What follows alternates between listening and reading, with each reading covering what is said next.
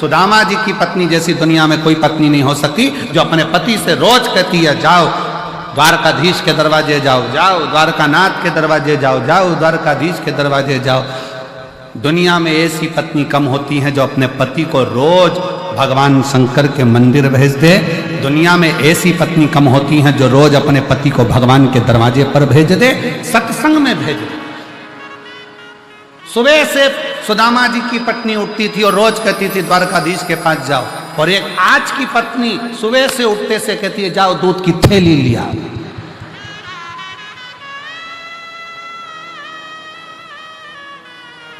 और ऊपर से भी फोन करती करती कह रही है ब्रेड का पैकेट भी लिया ना। और सुनो, आते आते आते आते देखिए ना, थोड़ा वो पार्लर वाली 3 दिन पहले गई थी, आई कि नहीं आई। और पति बेचारा डिप्रेशन में आ गया, इसके टेंशन।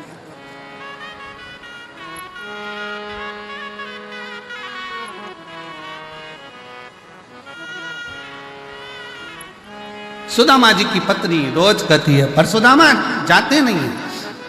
शिव महापुराण की कथा कहती है जब तक पल्ले में पुण्य एकत्रित नहीं होगा तब तक भगवान के दरवाजे, सत्संग में गुरु के दरवाजे तब तक आप नहीं पहुंच सकते जब तक आपके पल्लू में पुण्य ना हो। इसलिए हमारे भारतीयों में रीत है, पड़ोसी के घर से मिठाई आती है, हम पड़ोसी के घर मिठाई देते हैं कि हो सकता है हमने जितना भजन करा हो, हमने जितना पुण्य करा हो, उससे 4 गुना ज्यादा भजन पुण्य किसी पड़ोसी ने करा होगा, तो उसका पुण्य हमारे खाते में आएगा और हम भी पार उतर जाएंगे। इसलिए उसकी रीत हमारे यहाँ आजमाई।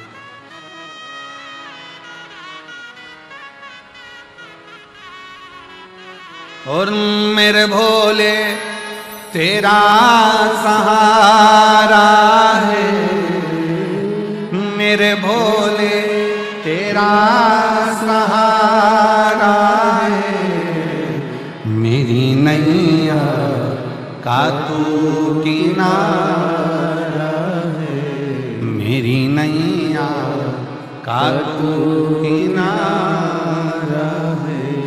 मेरे बाबा तुझे पुकारा है, मेरे बाबा तुझे पुकारा है, मेरी नैया का तू किनारा है, मेरी नैया का तू किनारा।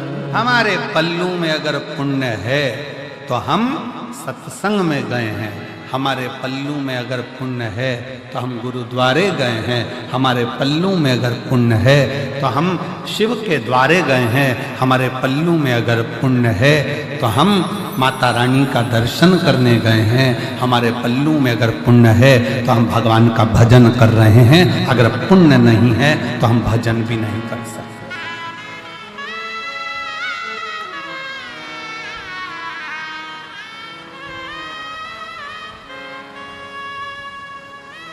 पुण्य अपने पास।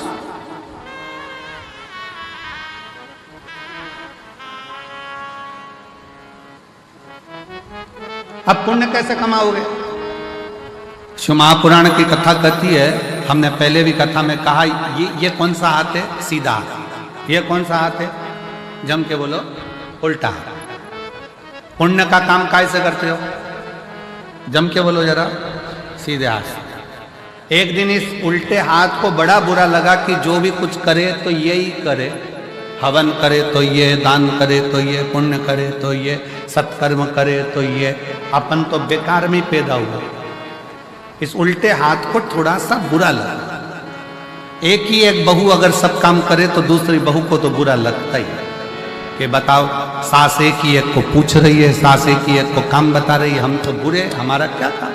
इस हाथ को बड़ा बुरा लगा कि मैं काहे के लिए पैदा हुआ, क्या काम का मैं, जब सीधा ही सीधा हाथ सब काम करे, हवन करे, पूजन करे, अर्चना करे, दान करे, भोजन करे, सब कुछ करे, सीधे हाथ से ही करे, ये उल्टा तो किसी काम का नहीं है। एक दिन ये उल्टा हाथ एक गुरु के पास पहुंच गया और गुरु जी से कहा, गुरुदेव भगवान ने मुझे पैदा ही क्यों करा, मैं किसी काम का ही नहीं हूं, सारा पुण्य तो इसके खाते में जा रहा है, मैं करूं तो करूं क्या। इतने में गुरु ने कहा, चिंता मत कर, तेरा नाम उल्टा हाथ है, मतलब तू किसी काम का नहीं है, फिर भी अगर तू एक काम कर जो सीधा हाथ काम करे ना, तो तू इसको टच कर लिया कर, टच करेगा तो वो पुण्य के साथ तुझे भी थोड़ा थोड़ा पुण्य मिलना प्रारंभ हो जाएगा और तेरा कृपा, तेरा कल्याण हो जाए। ये आप सब लोग क्या कर रहे हो? अगर अमरजीत सिंह मेहता जी कथा करा रहे हैं या उनकी पूरी टीम कथा करा रही है, तो उनके साथ सब मिलकर क्या कर रहे हो? थोड़ा थोड़ा टच कर कर, भैया कराओ, भैया होन दो, भैया हम भी करेंगे सेवा, भैया हम भी करेंगे। ये सब एक दूसरे को टच करा तो वो कहते हैं ना कि डीपी से कनेक्शन चला और डीपी से कनेक्शन चलते चलते चलते चलते सारे बल्ब जल गए। उसी तरह आपकी भी जिंदगी का उजाला आपने स्वयं कर लिया, स्वयं।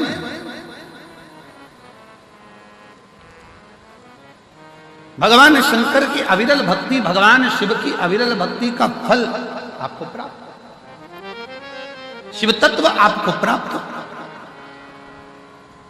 और शंभु शरणे मांगू घड़ी रे घड़ी, दुख काटो दया करीन दर्शन आपो। अगर हम बहुत बड़ा आयोजन नहीं कर सकते, हम बहुत बड़ा कार्य नहीं कर सकते, हम बहुत बड़ा उत्सव नहीं कर सकते, तो जो बड़ा उत्सव, बड़ा कार्य अपने नगर में, अपने शहर में कोई सत्कर्म हो रहा हो, कोई सेवा का काम हो रहा हो, तो अपन नहीं कर सकते तो कम से कम जाकर खड़े होकर इस शरीर के द्वारा थोड़ा सा भी स्पर्श कर लेंगे तो उससे भी अपन पार उतर सकते हैं, पार लग सकते हैं।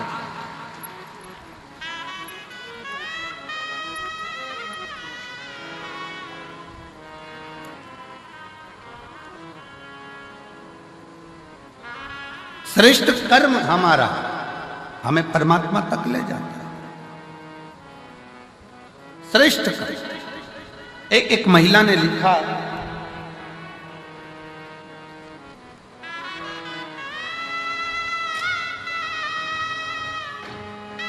मैं बबीता काम्बोज सहारनपुर, सहारनपुर कहां पर है? यही है आसपास ही होगा,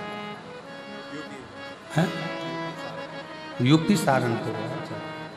सहारनपुर की रहने वाली हूँ, कहीं बैठी हूँ, आप ही हैं, आ जाओ, बेलपत्र लेकर देना, आ जाओ। मैं सहारनपुर की रहने वाली हूँ, बबीता कंबोज। मेरा मोबाइल नंबर ये है। गुरुदेव, मैं वर्णन करना चाहती हूँ, जब पहला कोविड आया था 19 का, तब मेरे पति को कोविड हुआ और उनकी दोनों आंखें चली गई, दोनों आंखों से दिखना बंद हो गया। डॉक्टरों ने जांच करी, जांच करने पर डॉक्टरों ने कह दिया कि वो कोविड के कारण इनकी आंखों की नली सूख गई है, उसके कारण इनकी आंखों की रोशनी मुश्किल है कि आए। एक जगह पर दिखाया, मन नहीं माना, तब हम फिर चंडीगढ़ ले गए। चंडीगढ़ में पीजीआई में दिखाया, गुड़गांव में दिखाया, हरिद्वार में दिखाया, दिल्ली में दिखाया, ऐसे जगह जगह पर हम हमारे पति को लेकर गए, पर डॉक्टरों ने मना कर दिया कि इनकी आंख जो कोविड का असर हुआ है उसके कारण बस इनके दोनों नेत्र की नसें सूख चुकी है, ये रोशनी अब आएगी। किसी ने चेन्नई का कहा, वहां दिखाया, पर रोशनी आंखों की नहीं है। अब आखिरी में हम हार गए। तब किससे कहें? हमारी एक परिचित ने कहा कि टीवी पर कथा आती है, 1 बजे वो सियोर वाला महाराज कथा कहता है, शिव पुराण चलती है, तुम्हारे पति को भी सुनाओ, तुम भी सुनो। हमने कथा सुनना प्रारंभ करा और कथा सुनते सुनते हमने शिवजी पर जल चढ़ाना प्रारंभ करा। जल चढ़ाया हुआ अपने पति की आंखों पर लगा देते, बेलपत्री खिला देते। तब अपनी पड़ोसन से कहा कि तुम पति तो नहीं जा सकता, क्या तुम मेरे साथ सीहोर चलोगी? हम हमारी पड़ोसन के कहने पर उसके साथ सीहोर गए। वहां से कंकर शंकर की पूजन करी, रुद्राक्ष लिया और वहां से रुद्राक्ष लेकर आए। तांबे के कलश में रुद्राक्ष को गलाते, शिव जी पर चढ़ा देते। शंकर का चढ़ा जल अपने पति को पिला भी देते, आंखों में लगा भी देते। ऐसा करते करते 19 में आंख गई, 20 में नहीं आई, 21 में नहीं आई, 22 में नहीं आई। ऐसा क्रम करते हुए जब 23 आया तब हमने कथा सुनी और बाबा की ऐसी कृपा हो गई कि बाबा की करुणा से आज मेरे पति पूर्ण तरह से देखना प्रारंभ कर दिए और उनकी आंखों ने काम करना प्रारंभ कर दिया। अब वो अपना काम स्वयं कर लेते हैं, मोटरसाइकिल भी चला लेते हैं और बाबा की कृपा उनने देखना चालू कर दिया। मैं शिव जी को प्रणाम करने के लिए यहाँ आई हूँ। मेरा नाम बबीता कंबोज, सहारनपुर की रहने वाली हूँ। मेरा मोबाइल नंबर ये है। शिव तत्व किसको कहते हैं?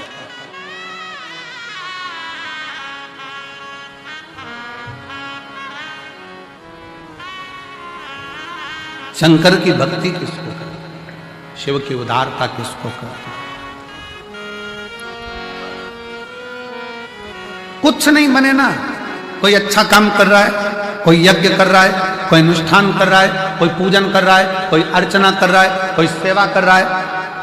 अपन नहीं कर सकते इतना बड़ा आयोजन, अपन नहीं कर सकते कोई अच्छा काम, तो उसके लग कर भैया हम हैं, हम संभाल लेंगे। कोई काम ना दीजिए तो खाली पानी की बोतल हम उठा लेंगे, हम कचरा उठा लेंगे, पर हमें सेवा करना।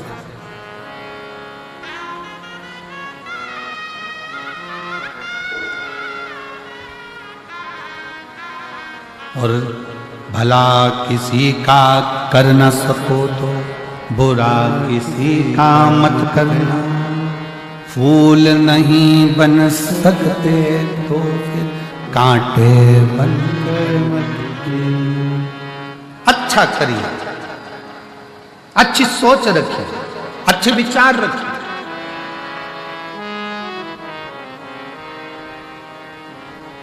और जब अच्छी सोच के साथ जब हम आगे बढ़ेंगे, अच्छे विचार के साथ हम आगे बढ़ेंगे, तो शिव क्यों ना हो? आ जाओ।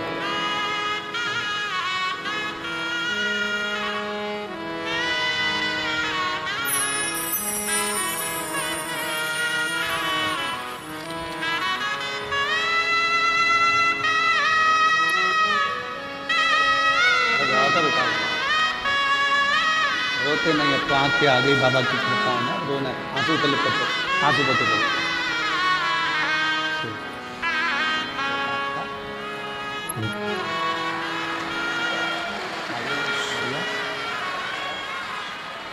रोते नहीं, उठो उठो, रोना नहीं, उठो अब उठो, आंसू पोछो, आंसू पोछो बाबा के।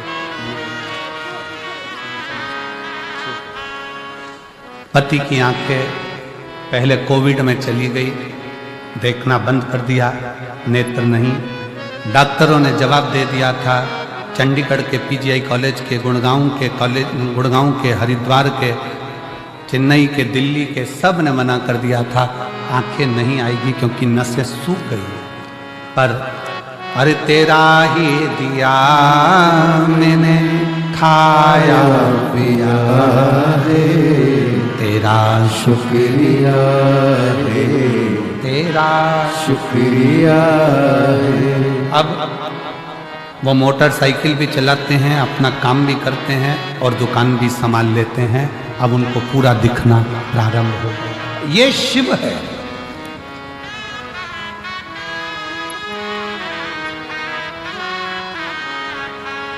ये जायदाद भी है, औलाद भी, मुसीबत में हर वक्त इमदाद भी है। तेरा ही दिया मैंने खाया पिया है, तेरा शुक्रिया है, तेरा शुक्रिया है। उसकी आराधना करें बिना किसी आडंबर के, बिना किसी दिखावे के।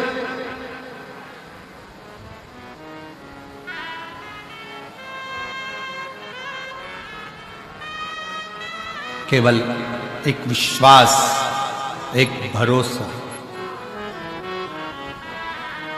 एक विश्वास, एक भरोसा, और उस विश्वास और भरोसे के बल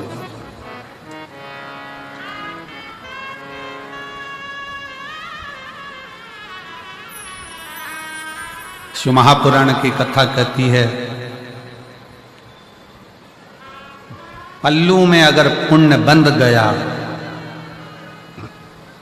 पल्लू में अगर पुण्य आ गया, खूब अच्छी अच्छी होटलें हैं, खूब बढ़िया बढ़िया होटलें बनी हुई है, बहुत बड़ी बड़ी होटलें बनी हुई है। आप होटल में 24 घंटे खाओ, मना नहीं, मना नहीं। पर यदि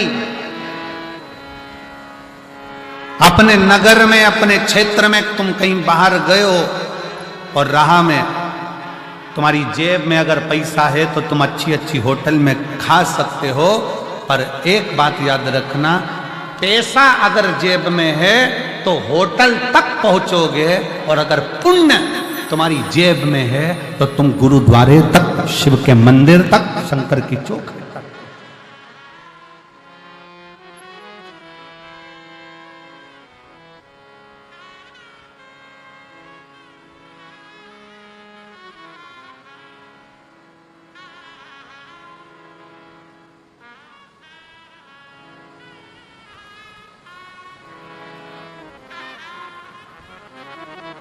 जेब में है तो पहुंच। एक बार की बात है, लगभग 15 साल हो गए होंगे, 15 साल से भी लगभग ज़्यादा हो गए होंगे, 15-16 साल के करीब में हो गए होंगे।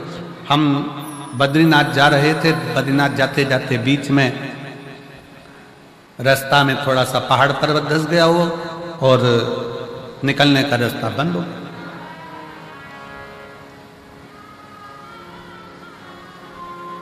वहीं पंजाब के 2 बेटे, पंजाब के 2 लड़के, और मोटरसाइकिल से वो हेमकुंड साहिब जा रहे थे। और पंजाब के वो दोनों बेटे जो हेमकुंड साहिब जा रहे थे, उन्होंने देखा कि यहाँ रास्ता बंद पड़ा हुआ है और सब लोग परेशान हैं, बच्चे भी परेशान हैं। वो दोनों लड़के गाड़ी को खड़ा करे, मोटरसाइकिल को साइड में, बुलेट को, और वो दोनों लड़कों ने तुरंत पत्थर उठा कर उस रास्ते को क्लीन करा, रास्ता साफ करा। जब रास्ता साफ हो गया तब हम नीचे उतरकर उन दोनों बेटों के पास में गए और हमने उन दोनों बच्चों से कहा, हमने कहा कि भाई तुम्हारी मोटरसाइकिल पर, बुलेट पर तो इतने सारे कपड़े भी नहीं है, इतना सारा सामान भी नहीं है, फिर आप इतने ठंड में ऊपर जा रहे हो हेमकुंड साहिब के लिए, तो कैसे जाओगे? तो कहा महाराज जी वहां सारी व्यवस्था है, सब व्यवस्था। फिर हमने उन बच्चों से कहा, हमने कहा कि बेटा एक बात तो पक्की है कि तुम्हारी जेब में नोट की गड्डी हो चाहे ना हो, पर तुम्हारे दिल में पुण्य की गड्डी बहुत बड़ी पड़ी है, इसलिए बाबा बुला रहा। जब पुण्य प्रबल होता है तब जाकर कोई सतमार्ग तक पहुंचता है, पुण्य प्रबल होता है तब कोई अच्छा काम कर पाता है, पुण्य प्रबल होता है तब कोई भूखे को भोजन करा पाता है, पुण्य प्रबल होता है तब किसी के घर में अतिथि मेहमान आते हैं, पुण्य प्रबल होता है तब किसी के दरवाजे पर कोई भूखा पहुंचता है। और अगर पाप प्रबल होते हैं तो दुनिया के लोग दूर हटते चले जाते हैं, केवल दारू कुट्टे पास में आते चले जाते हैं। केवल नशा, चाहे वो मदिरा का हो, जुए का हो, व्यसन का हो, स्त्री का हो, किसी भी तरह का नशेला व्यक्ति तुम्हारे से जुड़ते चले जा रहा है और भगवान दूर हटते चले जा रहे हैं। पहले मन करता था जाकर अरदास करने पहुंच जाते थे। पहले मन करता था तो मंदिर तक पहुंच जाते थे, पहले मन करता था गुरुद्वारे तक पहुंच जाते थे, पहले मन करता था तीर्थ तक पहुंच जाते थे। अब भगवान ने धन भी दे दिया, गाड़ी भी दे दी, ड्राइवर भी दे दिया, सत्ता भी दे दी, वैभव भी दे दिया, और भगवान के दरवाजे तक पहुंच नहीं पा रहे हो। समझ लेना कि धन तो बढ़ गया पर पुण्य खत्म होता चले गया, इसलिए परमात्मा दूर हटता चला गया। आप जितने बैठे हो अपने दिल पर हाथ रखकर बताना, पहले परिस्थिति डाउन थी, थोड़ा परिस्थिति बेकार थी, तब तीर्थ भी बहुत जाते थे, लोग तुम्हारे यहाँ आते भी बहुत थे, मिलने वाले भी बहुत आते थे, रिश्तेदार भी बहुत आते थे, कोई अच्छा काम होता था तो वो सब तुम्हारे यहाँ हो जाता था, पूजन सत्संग कथा हवन यज्ञ क्यारी माता की चौकी जोत आदि आदि सब हो जाता था, वाणी जी हो जाती थी, जो कुछ करना चाहते थे वो सब तुम्हारे घर पर होता था। अब जैसे जैसे घर बड़ा हुआ, महल बड़ा हुआ, गाड़ियां बढ़ी, मोहल्ले में सब कुछ तुम्हारी अटारी हवेली सब बन गई, और धीरे धीरे अब पुण्य का काम कम होता चला जा रहा है। समझ लेना कि हमारा पुण्य समाप्त हो गया, इसलिए हमसे भगवान की पूजन पाठ आराधना संगत भी दूर होती चली जा रही। क्यों हो रही है? वो नजदीक आना चाहिए।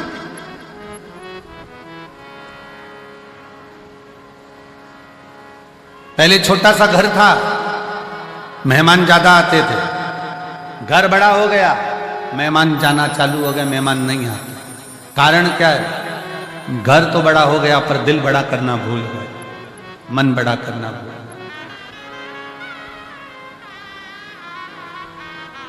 हृदय को बड़ा रखे,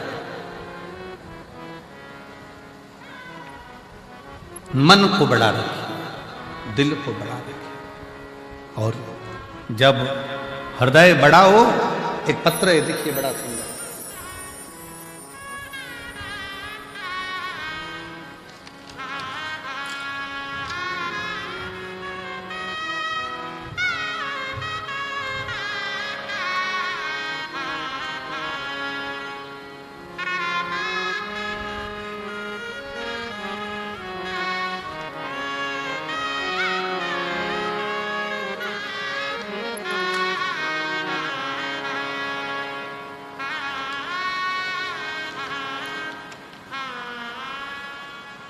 मेरा नाम आरती, पति का नाम अखिल, पिता सुरेश कुमार रंगीला, मोबाइल नंबर ये है, निवासी नूरपुरा ढाणी, तहसील सादुल शहर, जिला गंगानगर, राजस्थान से आई हैं। कहीं बैठी हैं? आ जाओ बच्चे को। गुरुजी, एक लोटे जल का मैं क्या वर्णन करूं? मेरी पहली शादी को 7 साल हो गए थे, संतान नहीं थी, तो मेरे बच्चे नहीं हुए, इस कारण मुझे आड़ा टेढ़ा कह कहकर मेरे पति ने और मेरे ससुराल वालों ने मेरा तलाक करा दिया। क्यों? क्योंकि डॉक्टर के हिसाब से मुझे कह दिया गया कि मैं मां नहीं बन सकती, संतान नहीं हो सकता। गुरुदेव, मेरा तलाक हो गया।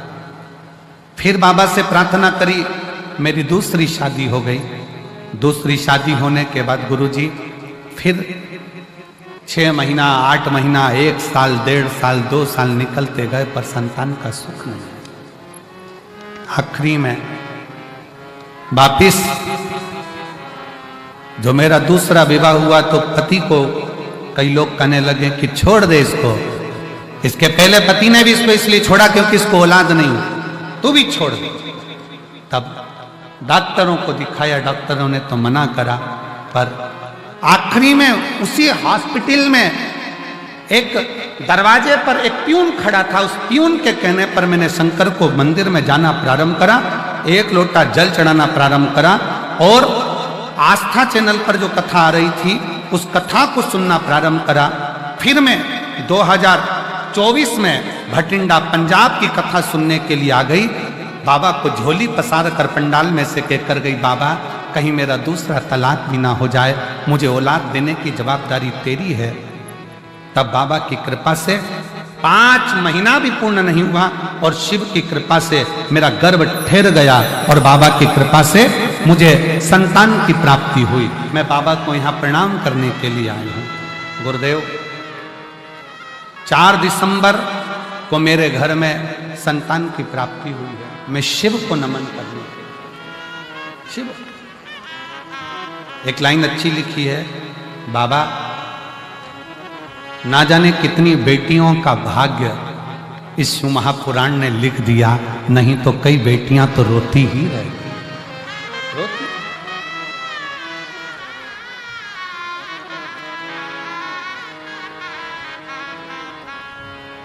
फिर निवेदन करूंगा, ना जाने कौन सा पुण्य अमरजीत जी, बबीता भाभी जी को, पदमजीत जी को बहुत बहुत साधुवाद दूंगा। ना जाने कौन सा पुण्य आपका और ना जाने कौन सा पुण्य इस भटिंडा वालों का प्रबल हुआ होगा, जो शिव महापुराण की कथा इस भटिंडा पंजाब में पहुंची। पुण्य है ये हमारा,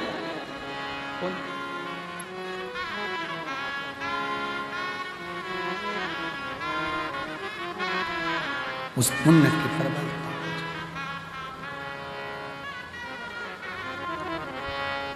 जब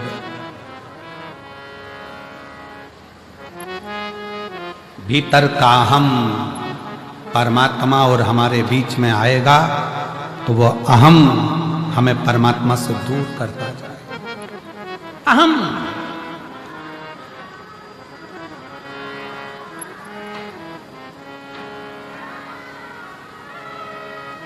कल परिवार में से खबर आई कि एक मांगलिक कार्य है और उस मांगलिक कार्य को 11 तारीख का वो मांगलिक कार्य है, तो उसमें आना जरूरी है और परिवार का कार्य। तो हमने अमरजीत जी से कहा कि भैया आशीष को खबर करी कि ये मैसेज अमरजीत जी को दे दो कि कथा जो 7 दिन की है वो कथा 5 दिन में पूर्ण करेंगे और कथा जो 12 तारीख को पूर्ण होना थी वो 10 तारीख को हम पूर्ण करके 10 तारीख को हमें निकलना पड़ेगा। 11 तारीख और 12 तारीख का 2 दिन का परिवार में कार्य है और बहुत जरूरी है, उसमें जाना। अब वो खबर पद्म बेटा को मिली और पद्म बेटा पद्मजीत जी मेहता आशीष के पास आए कि आशीष भैया बात करना है। कहा क्या? कहे गुरुजी से बोलो ना कि 7 दिन की पूरी कथा करें। गुरुजी 5 दिन की कर रहे हैं। हमने आशीष जी से कहा कि पद्म को बोलो, बाबा फिर बुलाएगा। जो 5 दिन अगर मिले हैं ना तो ये 5 दिन भी अपनी झोली इतनी भर लो कि अगले वर्ष फिर बाबा कृपा कर दे। इतनी कृपा। ये 5 दिन भी अगर मिले हैं तो जीवन के वो लक्ष्य बनाकर, वो आनंद बनाकर सुनो। और मेरा फिर भटिंडा वासियों से निवेदन है, आज कथा का दूसरा दिन हो गया, 3 दिन की कथा और है आपके पास में। ऐसा झोली पसार कर सुनना कि मेरे बाबा अगली बार हमें इतना देना कि हम भी शिव महापुराण की कथा इस भटिंडा शहर में करा सकते। ऐसी कृपा श्रवण करो दिल से। पुण्य प्रबल होता है तब कहीं भगवान शंकर की कथा, कहीं गुरु की वाणी, कहीं संत की वाणी अपने जीवन में आती है, अपने जीवन। इसलिए निवेदन है, भटिंडा में जो लोग कथा श्रवण करने आ रहे हैं पंजाब में, वो ध्यान रखेंगे कि कथा 6 तारीख से चालू हुई है, वो 10 तारीख को विराम होगी। और आखिरी दिन की जो कथा है वो समय आप लोगों को तो हमेशा मालूम ही है। कौन सा समय रहता है? सुबह 8 बजे से 11 बजे तक समय रहता है। 11 बजे कथा विराम होकर मेरा बाबा आपकी झोलियां भरकर यहां से विदा लेकर चले जाता है। पुण्य के ये 5 दिन है, सुनो, धारण करो और अपने जीवन में उतारो।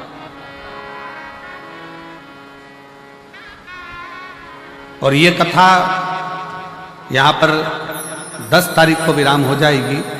फिर कथा, अगली कथा की जो जानकारी है, कई लोग कहे अगली कथा की जानकारी, तो 21 तारीख से 27 मार्च तक, 21 मार्च से 27 मार्च तक जसपुर छत्तीसगढ़ की पावन धरा पर 1 बजे से 4 बजे तक जसपुर छत्तीसगढ़ में शिव महापुराण की कथा 7 दिवसीय होगी। जसपुर वाले छत्तीसगढ़ वाले को बहुत बहुत बधाई हो। उसके बाद में राजस्थान वालों को बधाई दे रहा हूँ कि 11 तारीख से 17 अप्रैल तक 11 अप्रैल से 17 अप्रैल तक रतनगढ़ राजस्थान में शिव महापुराण की कथा हो। 11 अप्रैल से 17 अप्रैल तक रतनगढ़ राजस्थान वालों को बधाई हो जो कथा मिली है, और बिहार वालों को भी बधाई दूंगा जिनको कथा 21 अप्रैल से 27 अप्रैल तक सिंहेश्वर बिहार में कथा होगी। उसके लिए बिहार वासियों को बहुत बहुत बधाई हो, बिहार के रहवासियों को बधाई हो। ये सभी कथाओं के क्रम चले। शिव तत्व है, उसको धारण 5 दिन है बठिंडा के पास में। इसको दिल से आनंद से, जितनी सेवा से, जितने भजन से, जितनी भक्ति से श्रवण कर सकते हो और जितने प्रेम से बाबा को पुकार सकते हो पुकार।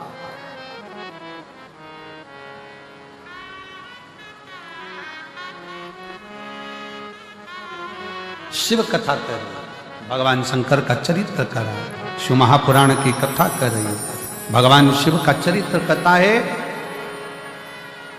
कामदेव के भीतर अहंकार, कामदेव के भीतर अभिमत्ता, कामदेव के भीतर अहम समाहित हो गया।